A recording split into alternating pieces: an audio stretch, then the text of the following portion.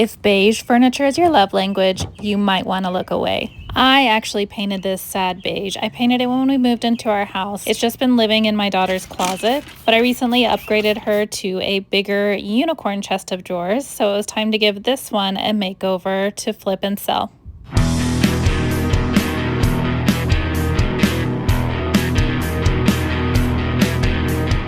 I really wanted to go bold with this makeover. It was beige and painted very poorly before. I was painting over a poor paint job in my defense, and it was just done kind of last minute as something to have in her closet. So I didn't do the best job, not my best work, but that's okay. We're gonna make it better this time around. After cleaning the piece and giving everything a scuff sand with my orbital sander, I decided to chop this base. I marked a straight line all the way across, and then I used a circular saw to cut along that line and sand it smooth. Some of you were really offended that I cut this off, but I just didn't really like the shape. I did want to have a fun detail, so I added a new base trim. This is roof material, and I don't even know what the intentional purpose is, but you can buy it. It's really inexpensive. You can buy it at Home Depot.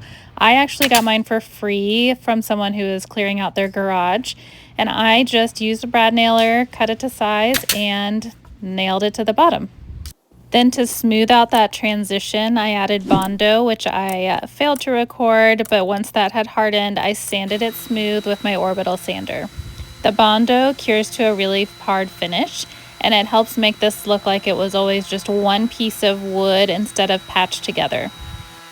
Next, it was time to prepare for paint. I brushed and rolled on the Sticks Bonding Primer. This is one of my favorite primers. And then sprayed on this beautiful blush pink color. This is called Rose Lace by Benjamin Moore. And I did use Benjamin Moore Command, which has become my favorite furniture paint. It dries in just 1 hour, and it makes it so much faster to do flips. Then to accent the dovetail joints, I hand painted them. This helps them to stand out and make it more of a selling feature. Now for the fun part, I added stripes. When I do stripes, I like to use frog tape. I think it's very important to use nice quality tape when doing this, and that's how you get those nice crispy lines. I like the yellow frog tape. It's the delicate kind. This just helps ensure it's not going to peel off your paint if it's somewhat fresh. Obviously, you want it to be all the way dry, but it can take paint several days or even weeks to fully cure. So this ensures that it keeps my nice fresh paint intact. I used smaller pieces of the tape in between the stripes to mark my spacing, and then just went all the way around the piece making my stripes. This is the most tedious part of the process, but it is worth it in the end. I like to seal my tape two ways. First with a damp rag, and this just activates the adhesive, and then I go over it with my base coat to ensure any bleed through is the base color and not my stripes color. This prep work is really the key to getting good stripes. Next is time to paint. You can brush and roll your stripes. In this video, I am spraying my stripes. It's just a little faster, but I've done that prep to ensure I don't get any bleed through, and it should be good to go. While the paint is still slightly wet, I peel my tape off at a 45-degree angle, and it's so satisfying. This is the best part of the whole process, is seeing those nice, crispy, clean lines that you've worked so hard to get. It's important to note that even with all the prep work, there's never going to be the perfect stripe job. You're always going to have to go back and touch up a few spots. You can see some spots where my tape lines weren't quite right. So just go back with a little brush after and clean those up.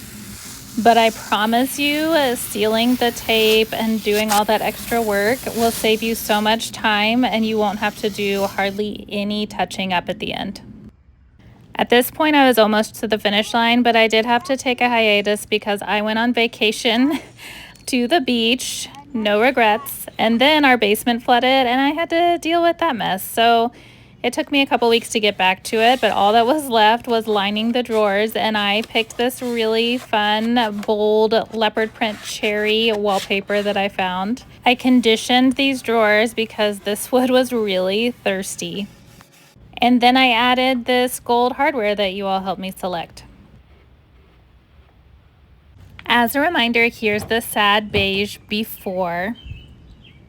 And here is the after. I just love how this turned out. I love the bold colors and design. I think this would be so great in like a maximalist style guest room or bedroom, or I could see it in a nursery. It's very playful. I am such a sucker for stripes. I love doing a stripe finish, but this is the most bold one I've ever done, and I know that I took a chance with the liner, but I'm hoping someone loves it as much as I do. Let me know what you think in the comments, and if you enjoyed this video, do me a solid and subscribe to my channel and like this video for more flips and DIY tips. Bye!